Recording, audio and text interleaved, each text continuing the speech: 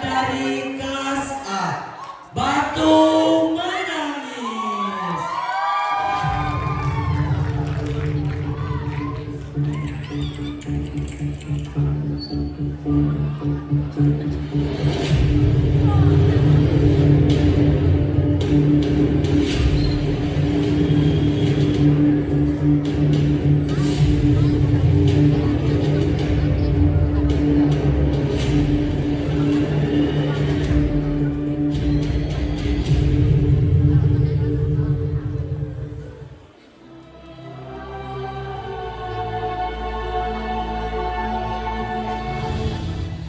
Dahulu di kaki bukit yang sunyi terukir luka abadi dalam tangis. Sebuah penyesalan yang membeku tak terurai waktu. Inilah Gema Isa, Batu Menangis.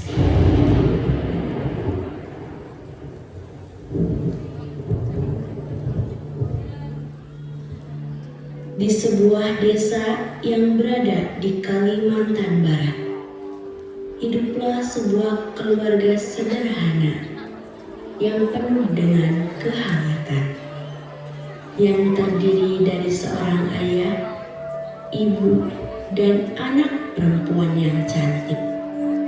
Namun, di balik kehangatan itu, mereka memiliki sebuah permasalahan yang dimana ayahnya menderita sakit selama 2 tahun lebih.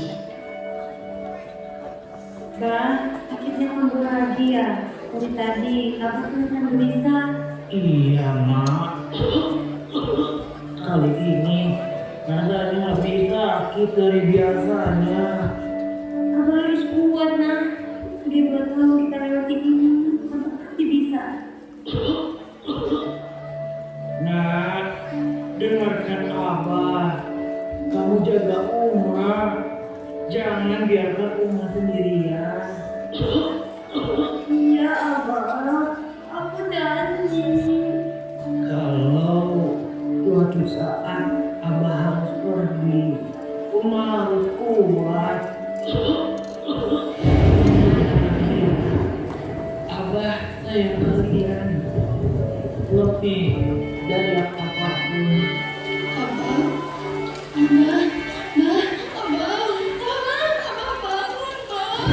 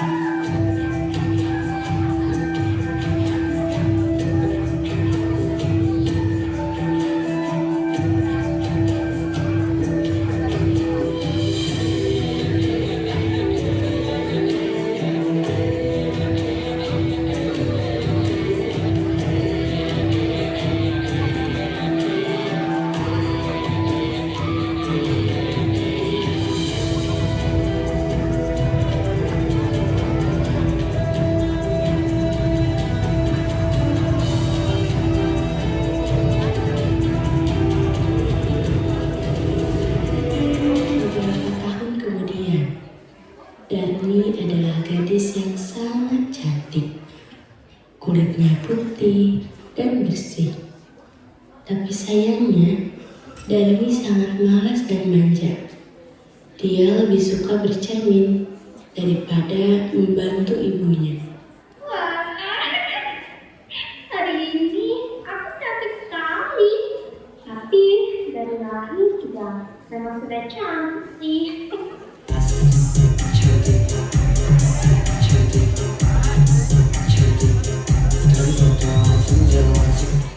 Darmi, bantu Uma masak ya, Nak. Ah, tidak mau, Pak. Nanti ibunya bawa masak. Masa gadis cantik aku harus bawa dapur sih? Kalau begitu, tolong ambilkan kayu bakar. Aduh, apalagi itu? Di luar panas sekali lah, Mak.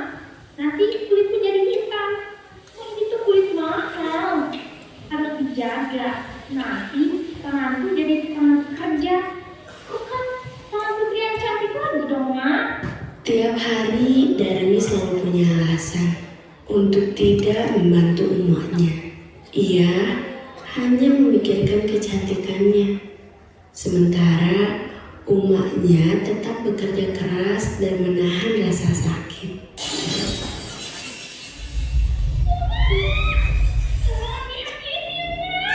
Ada apa, Nak? Cermin peninggalan Abah pecah. Sakit besar sekali hari ini. Kau terluka? Biar Oma bersihkan benangnya ya, Nak. Aku berikan tanganku, Nak. Lihat wajahku, Oma. Bagaimana aku bisa bersolek kalau ini ada di sini? Aku ini cerminnya baru. Sekarang, juga. Sabar, Nak. Uang hasil jualan kemarin hanya cukup untuk makan kita beberapa hari ke depan. Mungkin bulan depan kalau ada sisa. Bulan depan? Bulan mau beli aku bosan seperti Aram. Aku tidak mau tahu. Pokoknya hari ini aku harus punya cermin baru. Tapi Nak, rumah itu untuk keperluan darurat. Inilah susahnya jadi orang miskin. Kenapa sih aku harus lahir keluarga yang larat begini? Punya ibu satu aja tidak bisa menutup kemauan anaknya. Lebih baik aku tidak usah lahir kalau begini caranya. Jangan bicara seperti itu, Nak. Baiklah, Uma ambilkan uang tabungan dulu. Jangan marah lagi ya, Nak. Bagus. Aku ikut ke pasar hari ini. Tumben sekali. Biasanya aku malah keluar rumah bersama Uma. Aku tidak percaya dengan selera Uma. Kalau Uma yang beli, pasti bentuknya kuno dan jelek. Aku harus beli sendiri. Lagi pula, siapa tahu ada kalung atau gelang bagus di sana. Cepat tanya sayurnya. Aku tidak mau kesiangan. Darmi yang takut kulitnya terkena sinar matahari membawa daun besar sebagai payung. Darmi berjalan di depan dengan pakaian yang sangat indah dan bersinar, seolah dia adalah seorang bangsawan, dan sang Uma berjalan di belakang dengan pakaian yang kusam dan kotor, sambil membawa keranjang yang berisikan sayur. Cepat sedikit dong, Uma. Aduh, tante Uma lambat sekali seperti siput. Kalau begini terus, kulitnya bisa terbakar sinar matahari. Sabar, Nak. Keranjang ini sangat berat. Uma sudah berusaha sekuat mungkin. Lambat sekali. Lihat tuh pakaian Uma, kotor dan bau tanah. Jangan terlalu dekat denganku. Orang-orang melihat kita dengan cara yang aneh. Mereka pasti berpikir aku ini bangsawan yang sedang diikuti pengemis seperti Uma.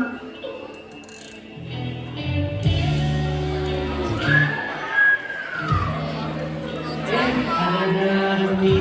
Kamu cantik sekali hari ini. Mau kemana dari cantik? Oh, salah. Aku hanya ingin pergi ke pasar sebentar. Mencari beberapa aksesoris yang baru. Bosan rasanya di rumah terus. Lalu, ya apa wanita tua di belakangmu itu? Aku ini dia. Dia hanya membantuku. Aku menyewanya untuk membawakan barang-barangku karena aku tidak ingin tahu kata. Oh alah, begitu rupanya. Pantas saja penampilannya sangat jauh berbeda denganmu. Baiklah kalau begitu, hati-hati di jalan ya cantik. Ibunya kau bilang begitu. Aku ini umaku Darmi. Sembahkan kamu. Berarti Uma yang malu di depan pemuda tampak itu. Lihat kan cermin. Semoga Uma sama kali berkata seperti sebagainya. Jadi aku mau Uma dan terus berjalan. Suasana pasar yang ramai. Darmi berjalan di depan dengan anggun. Sesekali mengimbas debu dengan sapu tangan. Sementara itu, umatnya berjalan jauh di belakang. Darmi berhenti di depan lapak perhiasan. Cik Mari sedang merapikan dagangannya. Cik, tunjukkan kau yang paling mahal. Aku ingin yang kecil sekali. Dek, cantik sekali ya. Bajunya bagus, kulitnya bersih. Tapi kok berapa, Cik? Itu loh, siapa wanita di belakangmu itu? Bajunya coklat camping, bau matahari lagi. Apa tidak malu bawa barang antik begitu ke toko perhiasan? Kenapa tidak disuruh di rumah saja? Itu pembantumu atau jangan-jangan itu ibumu yang miskin? Aduh, mana mungkin dia ibuku? Dia itu cuma pembantu. Saya memberinya pekerjaan karena kasihan saja. Mana mungkin saya punya ibu seperti itu? Untuk kemana saja. Oh, cuma pembantu. Kirain ibunya. Habisnya muka si ibu itu kok kelihatannya sayang banget sama adik. Tapi ya sudahlah, namanya juga masih kayak cantik. Pembantu harus tahu diri ya. Maka diam saja. Cepat kenal. Dan berhenti sama kamu. Kamu boleh jahat di depan kamu. Cepat.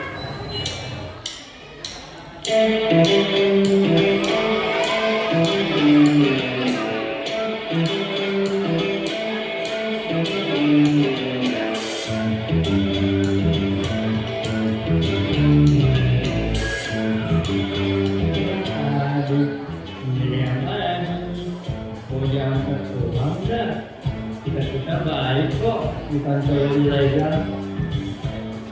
Ini boleh ini. BTW, rumahnya jauh nggak? Jangan-jangan beda provinsi nggak? Tenang aja kok, masih satu kota. Jadi, idenya apa? Biar kita harus kota. Wah, ada aja deh.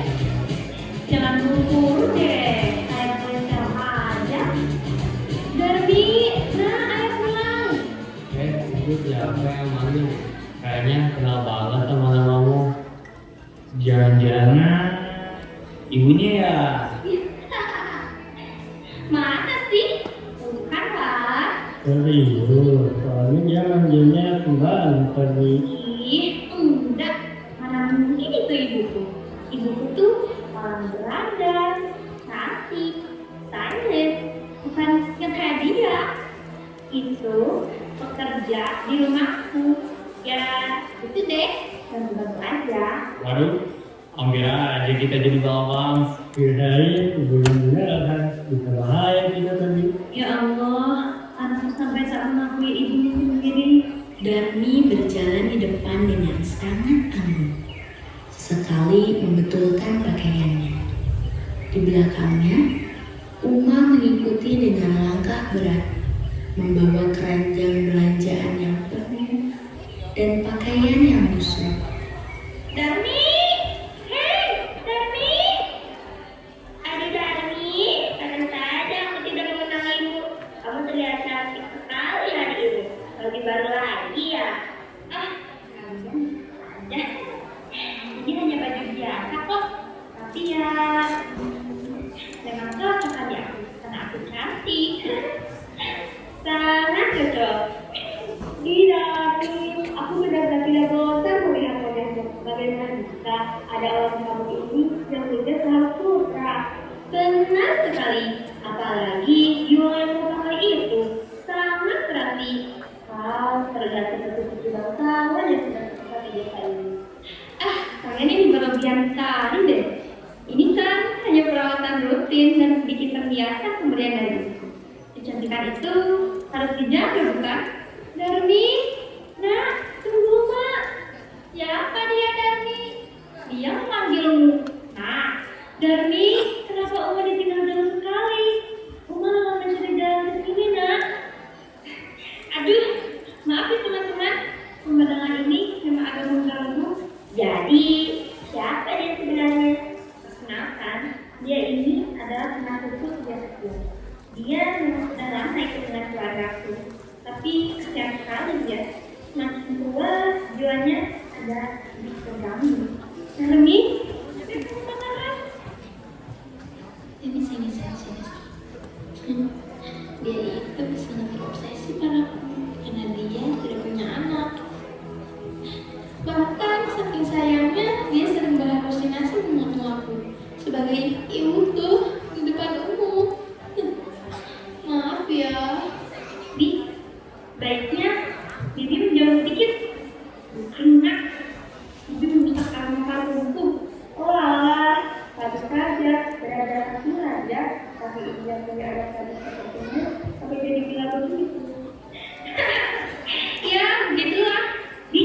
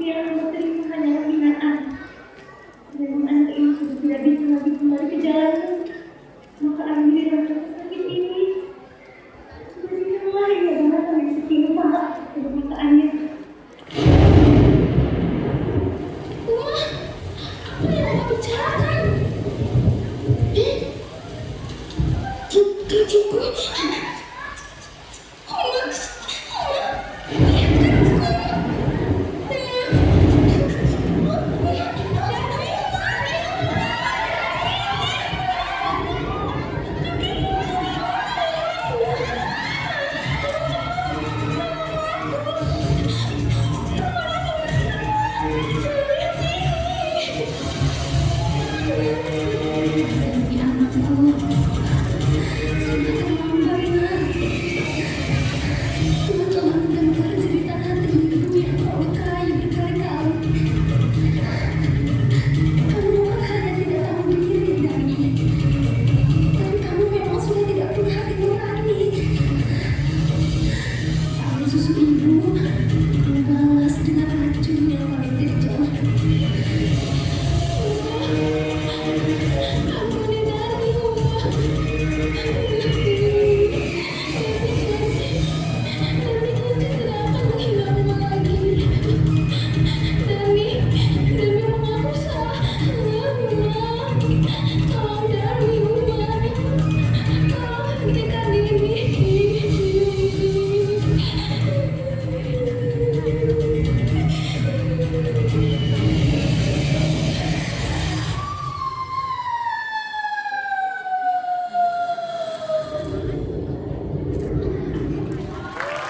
Suasana masih gelap. Hanya terdengar suara isak tangis yang pelan. Perlahan, seluruh tubuh Darby membatu hingga ke puncak kepalanya. Namun, dari celah mata patung batu itu, air bening terus mengalir jatuh ke tanah. Sejak saat itu, batu yang berada di atas bukit itu dipercaya sebagai jelmaan seorang anak yang durhaka kepada ibunya. Tangisan penyesalan tidak lagi mampu mengubah takdir yang telah terjadi.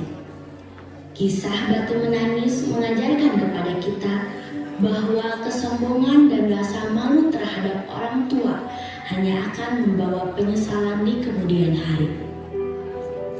Jangan pernah menyakiti hati orang tua karena keterbatasan mereka.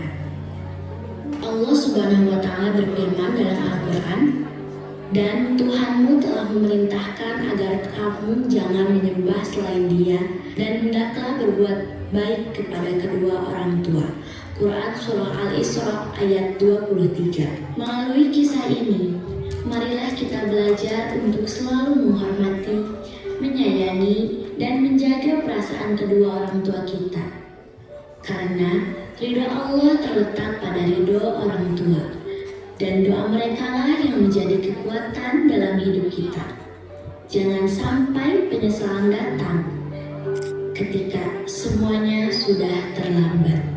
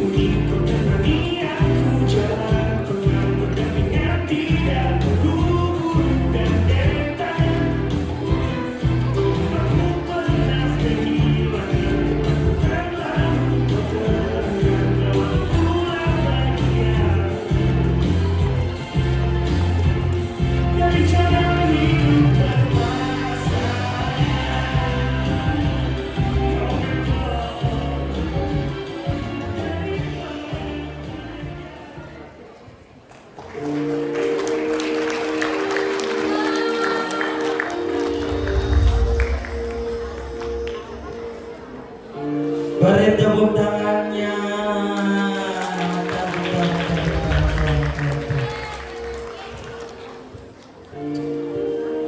Oke nih, semuanya udah ditampilin. Coba ada gerakan dan musikal tadi. Namanya satu, lama lima, yang kedua, yang ketiga. Wah, yang ketiga kalian tuh pada nonton.